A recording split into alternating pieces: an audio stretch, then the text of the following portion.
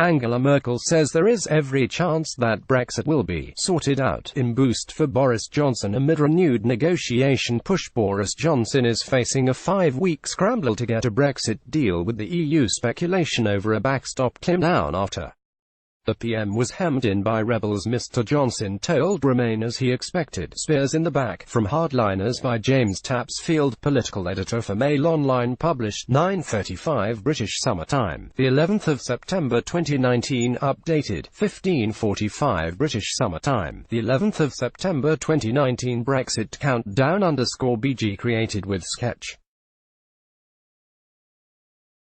Angela Merkel delivered an apparent boost to Boris Johnson today by saying there was every chance Brexit will be sorted out. The German Chancellor gave the upbeat assessment amid signs of a renewed push in negotiations, with just 50 days until the UK is due to leave.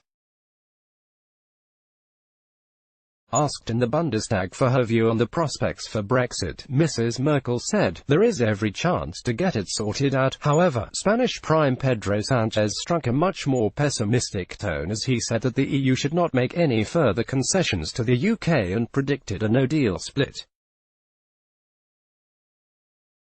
He said, "A hard Brexit, without an agreement, has become the most likely scenario. It is not possible to make other concessions." The comments came amid he claims Mr. Johnson is ready to compromise on his Irish backstop demands. Aides are believed to be examining proposals for arrangements that would apply only to Northern Ireland, rather than aligning the whole UK with EU market rules. That could raise tensions with the DUP, which has insisted it will not accept anything that risks splitting the union. Asked in the Bundestag today for her view on the prospects for Brexit, Angela Merkel said, "There is every chance to get it sorted out." Mr. Johnson previously stated that he was seeking a backstopectomy to remove the controversial provision from the withdrawal agreement altogether. However, the Premier's options are looking increasingly limited, after Parliament passed a law effectively banning no deal at the end of October, and refused his call to trigger an early general election. Mr. Johnson reportedly told Remainer rebels he is expecting spears in my back from so-called Spartans in his own party. Mr. Johnson now has just 5 weeks to secure an agreement with the EU, or break his do-or-die vow to take the UK out of the bloc by Halloween. What happens next in the Brexit crisis? Boris Johnson and Jeremy Corbyn are drawing battle lines for an election after Parliament was prorogued. But the poll might not be triggered for at least another month, and the date of the ballot is likely to be well into December. Here is how the coming weeks could pan out. September 14-18, Lib Dem conference takes place in Bournemouth. September 21-25, Labour conference in Brighton. September 28 to October 2, Tory conference takes place in Manchester, with Mr. Johnson giving his first keynote speech as leader on the final day. This will be a crucial waypointer on how Brexit talks are going. October 14, Parliament is due to return with the Queen's speech, the day before Mr. Johnson had hoped to hold a snap election. October 17-18, Macron-EU summit in Brussels, where Mr. Johnson has vowed he will try to get a Brexit deal, despite Remainers wrecking his negotiating position. October 19, if there is no Brexit deal by this date, Remainer legislation obliges the PM to beg the EU for an extension to avoid no deal. October 21, decisive votes on the Queen's speech, which could pave the way for confidence vote. October 31, the current deadline for the UK to leave the EU. November, December, an election looks inevitable, but Labour is hinting it might push the date back towards Christmas to humiliate the PM. The only other plausible option appears to be resigning before October 19, when the law requires him to beg the EU for an extension. The Premier held out an olive branch to Conservatives, who are deeply unhappy at his decision to expel 21 MPs who rebelled on Brexit from the party.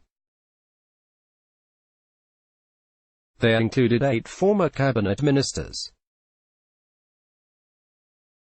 Amber Rudd quit the cabinet and the Tory whip over the weekend in protest at the draconian move, but the PM is understood to have told ministers yesterday that he was the most liberal Tory PM in decades, denying the party was lurching to the extremes. According to The Sun, Mr Johnson told Remainer rebels during talks that he would need the support on Brexit soon. "The spears in my back won't be from you, they'll come from the Spartans," he said. Steve Baker, head of the Tory Eurosceptic group, today tweeted cryptically about previous comments by Dominic Cummings that politics involves very similar tragicomic scenes recreated by some of the basic atoms. The idea of a Northern Ireland-only backstop was floated by the EU more than 2 years ago, but rejected by Theresa May as something no UK PM could accept. The Prime Minister held talks with the DUP last night, with leader Arlene Foster and her deputy Nigel Dodd spending more than an hour inside Downing Street. They seem to have been reassured. Speaking afterwards, Mrs Foster said the PM demonstrated his commitment to securing a deal which works for the entire United Kingdom, as well as Ireland.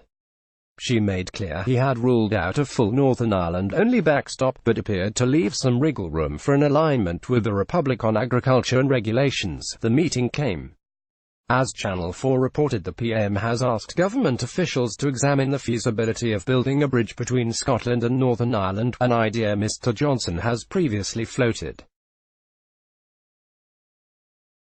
A government spokesman said, "Government regularly commissions work to examine the feasibility of projects." During the leadership campaign, candidates spoke about a number of issues which resulted in number 10 commissions ahead of a new Prime Minister taking over. This PM has made no secret of his support for infrastructure projects that increase connectivity for people and particularly those that strengthen the union. Meanwhile, Labour's Brexit civil war has escalated, with Deputy Leader Tom Watson saying a referendum should take place before an election. That directly contradicts Jeremy Corbyn's position, which is that Labour would offer a referendum in its manifesto. Shadow Brexit Secretary Sir Keir Starmer will attempt to paper over the cracks when he makes a speech at the TUC conference in Brighton later. In a boost for Mr Johnson, a Commerce poll for The Telegraph today suggested 43% of voters believe the UK should leave without a deal on October 31 if the EU refuses to make any more concessions. That was compared to 32% who disagreed and 25% who did not know. However, 46% said they were fearful of the consequences of a no-deal Brexit.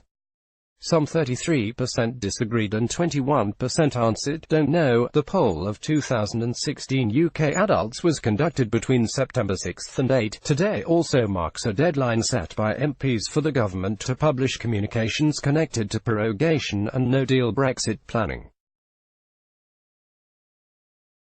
Former Attorney General Dominic Grieve's demand for all written and electronic contact about the temporary suspension of Parliament and Operation Yellowhammer documents since July 23 to be released was approved by 311 votes to 302 on Monday. There are signs that Boris Johnson, pictured on a visit to a London school yesterday, is ready to compromise on his Brexit demands after he admitted he faces a damaging revolt from hardline Tory Eurosceptics. Let's block ads. Why?